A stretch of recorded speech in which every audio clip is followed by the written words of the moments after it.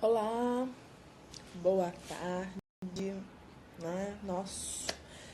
Nosso café da tarde, Senhor, né? Eu fiz, não fiz ontem, não lembro se eu fiz ontem, não, eu não fiz ontem. Ontem eu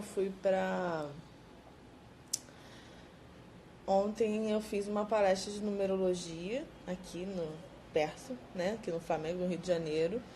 E foi muito legal, sabe? Foi mais um bate-papo, né? Eu falei muito sobre a evolução dos números, o que é os números, né? Dos arquétipos. Falei muito sobre a nossa data de aniversário. Não como o propósito de vida final, né? Quando você soma tudo, você tem então um dos teus números principais ali. Mas também falei do que significa o dia, o mês, o ano. E aí fui compondo isso não só na forma da numerologia de comportamento, mas também da numerologia filosófica, né? Afinal de contas, a numerologia que eu trabalho é a pitagórica, né? Tem toda um processo de pensamento filosófico em cima disso, principalmente grego, mas ele tem coisas que traz do Egito, né? As principais escolas dele ele acabou fundando no sul da Itália. É uma história assim longa, um pouco mais complexa. Pitágoras não é apenas aquele teorema que a gente é obrigado a decorar na escola. Inclusive foi um dos teoremas que eu mais entendi, assim, eu achava muito engraçado. Bom, mas estou aqui pro nosso café da tarde, né? Quem for chegando, manda um oi aí. E mais uma vez, eu não tenho um tema para abordar hoje com vocês, mas como eu me comprometi a fazer durante a semana, né? O café da tarde aqui com vocês. Bom, hoje eu vou fazer uma. Vou falar assim, vou fazer aqui de vlog. Hoje tem uma palestra, na verdade não é uma palestra, né? Eu vou participar das turmas de para concurso público falando sobre ansiedade pré-prova. Além dessa ansiedade pré-prova, vou mais fazer coisas práticas para eles, porque eles já estão, essa turma em específico, ela já está à beira de uma prova.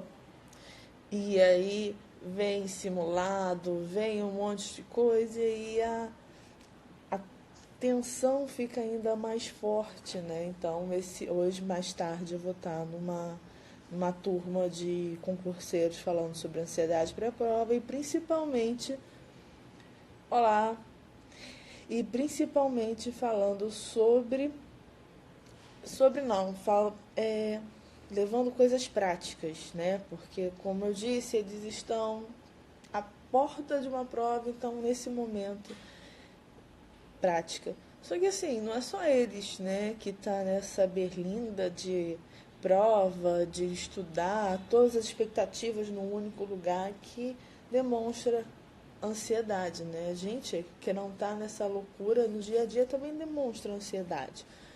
Posso pegar por aí, né, do tema de conversar hoje com vocês. Porque quem tá em algum momento, mas vamos dizer assim, decisivo da vida, passa por momentos de ansiedade, de estresse, passa por momentos de tensão e medo. Isso é muito natural. Isso é natural porque a gente precisa dessa força para ir além, para caçar. A gente ainda tem esse instinto. E nesses instintos, nesse instinto que a gente tem de caçar, de não sei o que, então prepara tudo o nosso corpo para reagir, né? Ou para sair correndo, ou para cair na porrada mesmo. O nosso corpo ele reage dessa forma, né? Então, só que nós não fazemos isso hoje em dia, porque não há necessidade. Como não há necessidade disso, isso tudo fica tensionado. E a nossa mente começa a criar cenários estranhos para dar vazão. Todo esse estresse acumulado, toda essa ansiedade, todo esse medo e tensão. Isso num caso natural, tá? E aí tem nossos casos, né? O que está acontecendo agora? Ah, tenho isso para fazer, tem toda essa ansiedade.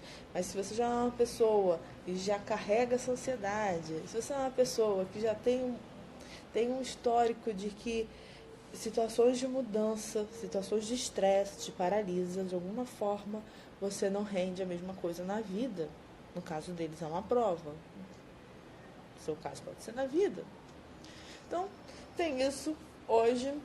Deixa eu ver o que mais que eu tenho para passar com vocês. Vocês sabem que a gente está em um período de quarentena, né? De quaresma. Eu costumo fazer algo na quaresma. O que é esse algo que eu faço? Ou fico sem a carne, ou fico sem algo que eu tô vendo que eu não tô conseguindo abrir mão de alguma forma, tá me tensionando. É um período onde você começa a trabalhar outras coisas, né? Trabalhar, né? Até coloquei hoje, fiz uma postagem hoje sobre autoconhecimento, de que quando a gente não se conhece, né, que a gente não sabe quem a gente é, nós fazemos o que o outro quer, a gente faz pelo outro. E às vezes a gente está num processo incrível de autoconhecimento, mas a gente iniciou às vezes o processo por causa do outro. Isso é muito louco, tá? Não quer dizer que seja sempre, mas o processo é quem sou eu? Caminhar por isso, entrar nisso. Então, hoje eu até falei sobre isso na postagem, tá? Ficou até um texto meio grandinho. Mas espero que vocês leiam. E principalmente aquele texto foi muito inspirado na palestra de ontem sobre numerologia, que eu falei bastante do nosso ser.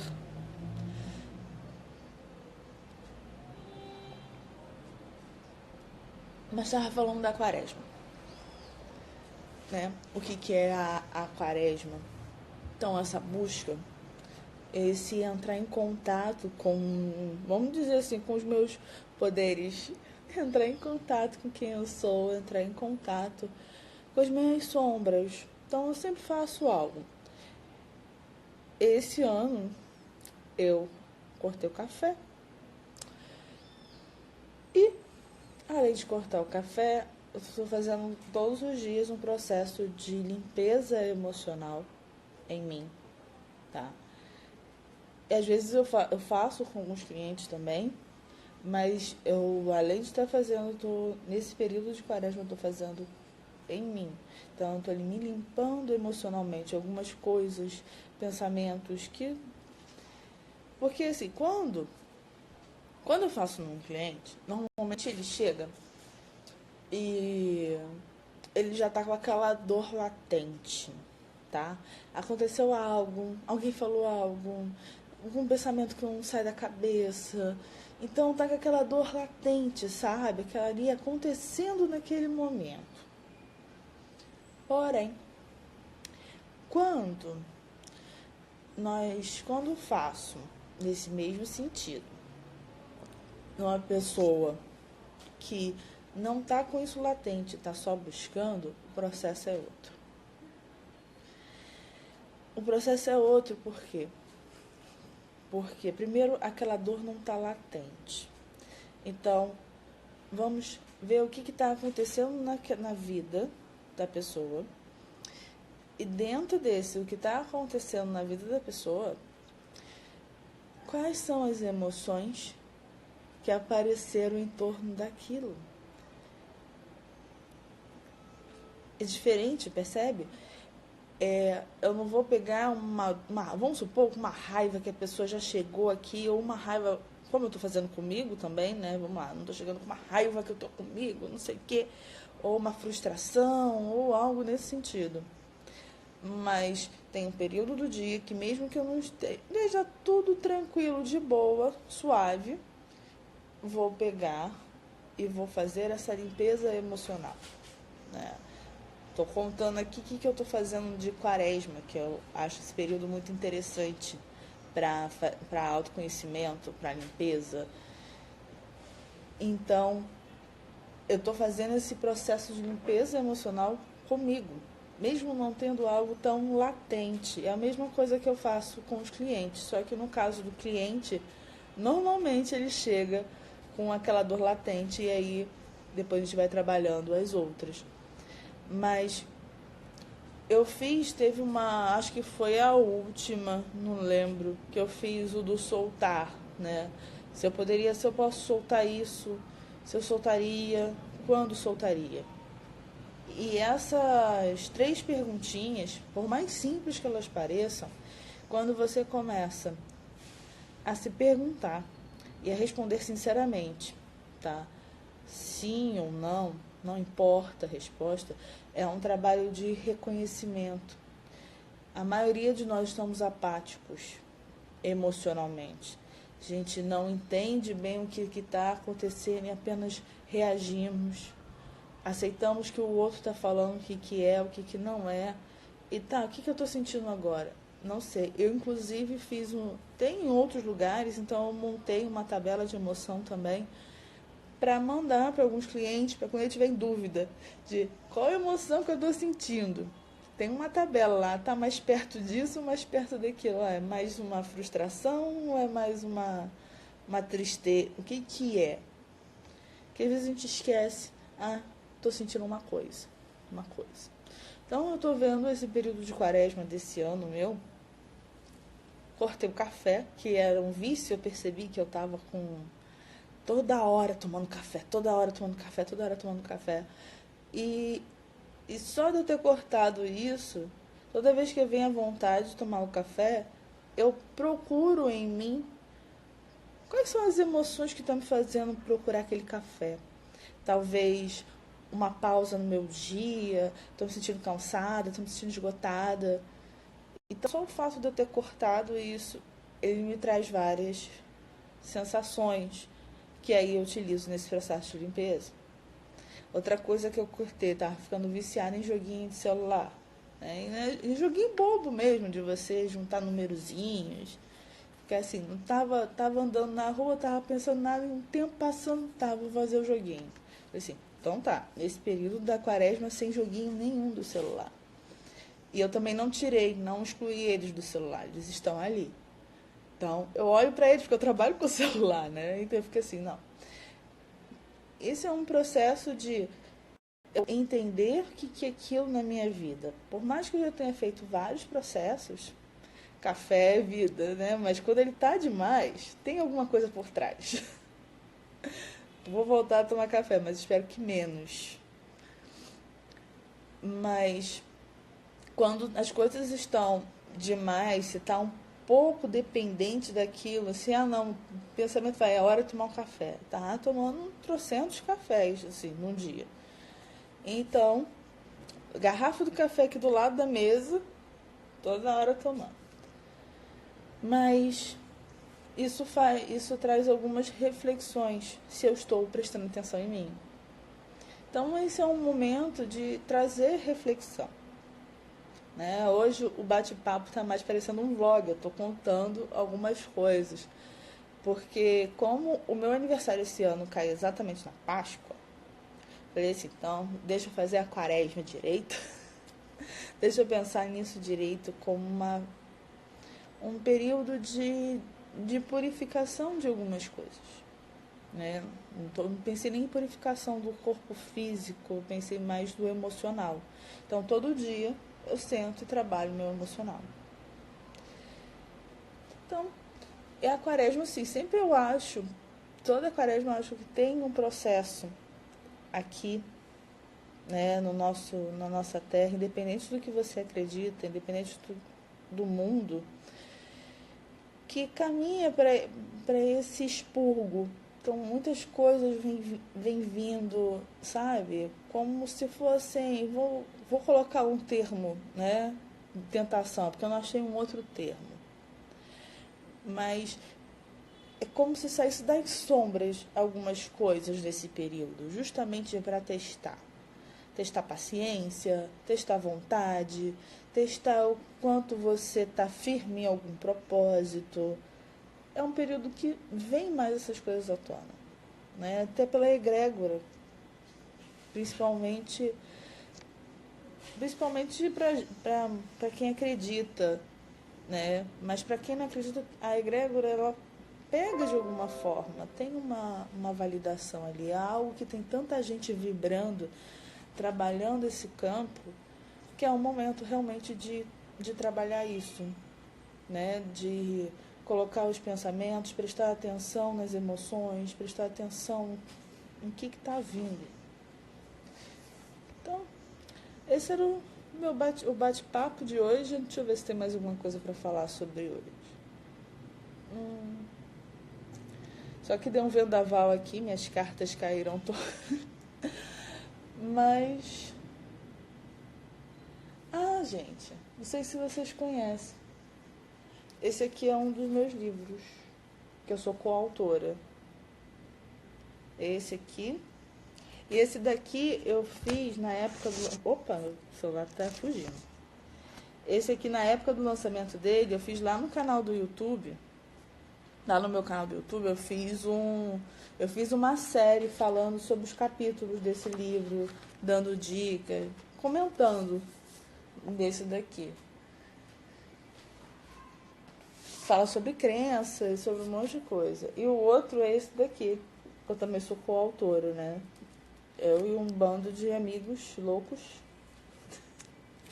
Esse daqui, os dois têm pegada coach. Só que esse daqui,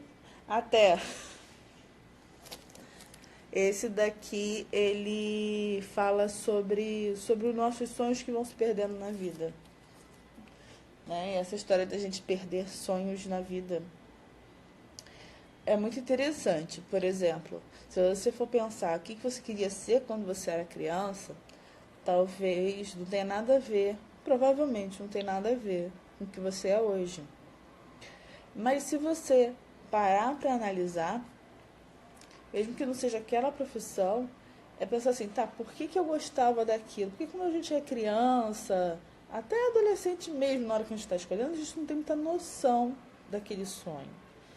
A gente tem uma ideia, uma fantasia. E quando você pensa, tá, por que naquela época eu gostaria daquilo? Naquela época eu gostaria daquilo porque vamos supor, eu queria ser arqueóloga. Eu queria ser arqueóloga. Eu tinha metido na minha cabeça que eu queria ser arqueóloga ou diplomata, alguma coisa nesse sentido. E aí, nessa história da arqueologia, eu comecei a perceber, depois de adulta, que aquilo ali eu queria era estudar as coisas, entender os mistérios do mundo, entender o que estava por trás das coisas, conhecer algo que ainda estava em descoberta.